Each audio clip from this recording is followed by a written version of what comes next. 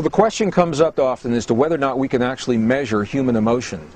What scientists are now documenting is the effect of emotions upon the heart field.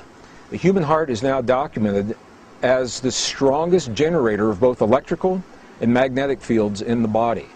Now, this is important because we've always been taught that the brain is where the action is. The brain has an electrical field, it does have a magnetic field, but they're relatively weak compared to the heart. The heart is about 100 times stronger electrically and up to 5,000 times stronger, 5,000 times stronger magnetically than the brain.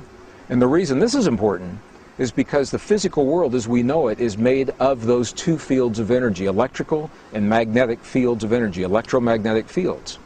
Our own physics books now tell us if we can change either the magnetic field of an atom or the electrical field of the atom, by doing that we literally change that atom. We change the stuff that our bodies in this world are made of.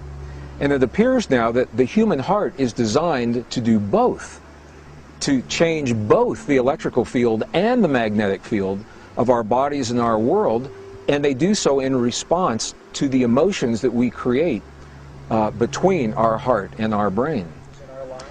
Well, I've had many questions from people asking me how these discoveries relate to what is now known as the law of attraction.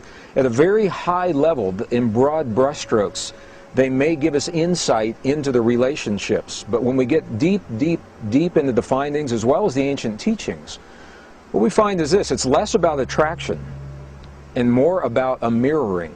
And here's what I mean by that.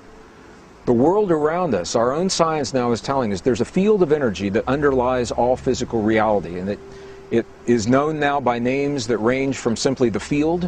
Lynn McTaggart wrote a beautiful book entitled The Field about this quantum essence. Some people call it nature's mind. Some scientists call it the mind of God. Some call it the matrix. Some call it the divine matrix. In 1944, the father of quantum theory, Max Planck, identified this field, and he called it the matrix. That's where this term came from.